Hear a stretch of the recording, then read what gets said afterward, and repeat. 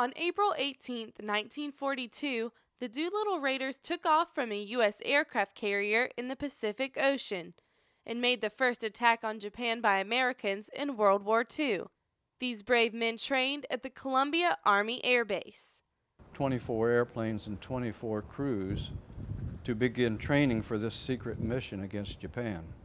And people can remember their story through this B25 airplane that was recovered from Lake Greenwood. The plane crashed during a low-level bombing run over the lake in 1944 and was recovered and later restored after 39 years of being underwater. This is the only remaining B-25 aircraft that we still have in the state of South Carolina that happened to be here during World War II and served here during World War II.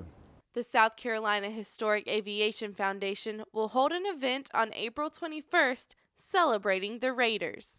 We will have a display featuring the Doolittle Raiders and remembering and honoring them on the 70th anniversary of their historic mission. The Doolittle Raiders mission is not the only historical event that makes South Carolina's aviation history so rich.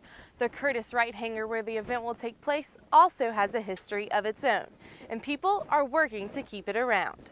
Graduate student Shane Lesko is working to create a preservation and restoration plan for the hangar. There's a lot of old things in the world, and you have to find a balance between keeping the old and then building the new. And structures like this are, it's one of the few examples where you can justify keeping the old. South Carolina does not have a significant aviation museum, and the South Carolina Historic Aviation Foundation is pushing to get one because of the rich and interesting aviation history. Madeline Green, Carolina News.